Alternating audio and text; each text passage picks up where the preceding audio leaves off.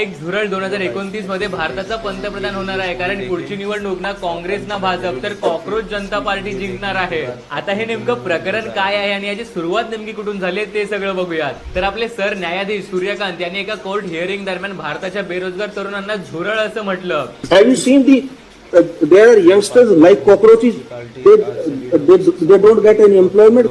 आणि त्यांच्या एका स्टेटमेंटमुळे भारतातली सगळी तरुण जनता पेटून उठली आणि यानंतरच एका मराठी तरुणाने कॉक्रोच जनता पार्टीची स्थापना केली. आणि बरं, हा पक्ष सुरू होताच 2 लाखांपेक्षा जास्त तरुण या पक्षाचे मेंबर झाले आहेत आणि इंस्टाग्रामवर सुद्धा 4 मिलियन पेक्षा जास्त लोकांनी या पक्षाला फॉलो केलंय. यात सर्वात भारी गोष्ट म्हणजे या पक्षाचा हा जाहीरनामा, यामध्ये लोकसभेत महिलांना 50% आरक्षण दिलं गेलं पाहिजे. त्यानंतर पक्ष बदलणाऱ्या राजकारण्यांवर 20 वर्षाचा बॅन लावला पाहिजे. पुढे रिटायरमेंट नंतर न्यायाधीशांना जी राज्यसभेची सीट दिली जाते ती सुद्धा कॅन्सल केली पाहिजे. इंडिपेंडेंट मीडियाला सुद्धा महत्व दिलं पाहिजे. अशा एकापेक्षा एक जबरदस्त घोषणा या